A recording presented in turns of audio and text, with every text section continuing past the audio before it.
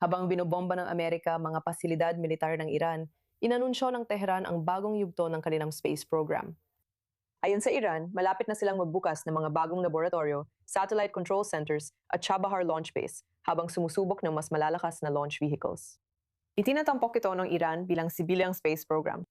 Pero tingin ng Israel at US, may isa pang layunin ito. Ang teknolohiyang gamit sa pag-orbit ng satellite ay makakatutun din sa pag-develop ng long-range missile. Kasama natin ngayon si Tal Inbar, eksperto sa Iranian missile, kalawakan at Geo Horizon para pag-usapan ito. Tal, salamat sa pagsama sa amin dito sa I24 News English ngayong gabi.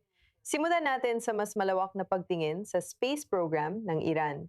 Gaano kalaking bahagi nito ang talagang sibilyan? Sa totoo lang, sinimulan ng Iran ang kanilang space program noong unang bahagi ng dekada 2000 at ang unang Iranian satellite ay inilunsad gamit ang Iranian Launch Vehicle, isang missile kung gusto mo, noong 2009.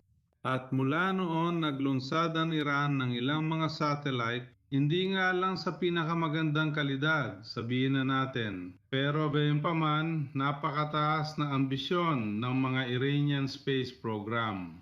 May dalawang magkahiwalay na space program sa Iran. Isa ay civilian, pinapatakbo ng Iranian Space Agency na talagang isang lehitimong ahensya. At ang isa pa ay pinapatakbo ng IRGC na syempre layunin ay mag-develop ng mga long-range missile sa ilang kaso bilang pantabing sa pagsisikap ng Iran na palawakin ang abot ng kanilang mga missile. At syempre, mga military satellite. Pero hiwalay ba talaga sila? Alin sa mga teknolohiya ng satellite launcher ang direktang na ililipat sa long-range missile? Well, ang missile ay missile pa rin. At sa maraming kaso, ang isang launch vehicle ay maaaring baguhin o i-reorient imbes na pumunta sa kalawakan para tamaan ang isang napakalayong target. At lahat tayo ay nakakaalala o kahit papaano ay nabalitaan tungkol sa hindi bababa sa dalawang Iranian na missile na papunta sa Diego Garcia na napakalayo mula sa Iran. Kaya sa totoo lang, hindi mo talaga maaring paghiwalayin ng lubusan ang dalawang programa, ang ballistic missile program at ang mga launcher para sa space missions, lalo na kung tinutukoy mo ang mga pagsisikap sa kalawakan ng IRGC. Noong Marso, inatake ng IDF ang punong tanggapan ng aerospace ng Iran na may kinalaman sa paglulunsad ng mga satellite.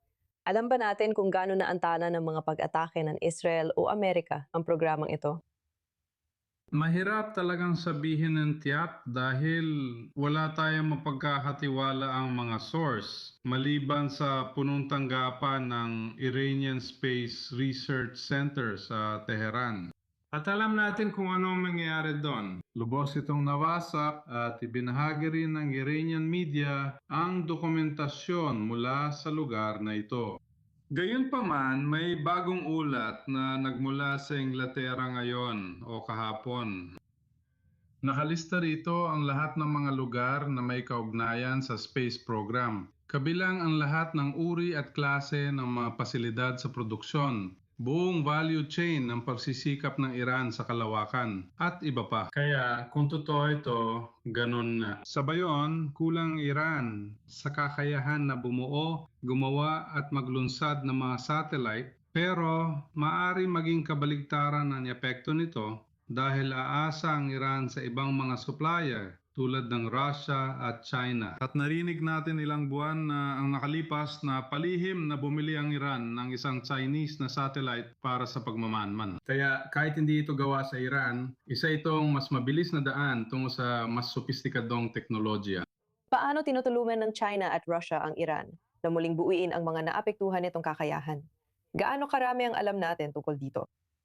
Sa totoo lang, wala tayong impormasyon, kahit man lang mula sa mga pampublikong mapagkukunan. Pero gayunpaman, pwedeng magbigay lang ng pera ang Iran sa China o Russia at makakuha ng panibagong satellite. At kamakailan lang, alam natin na naglunsad ang Russia ng isang communication satellite para sa Iran. At ito ay siyempre para sa mga sibilyang aplikasyon pero pati na rin sa mga militar na aplikasyon dahil pwede mong gamitin ang satellite communication para gabayan ang mga UAV na may napakahabang abot, halimbawa lampas sa visual range.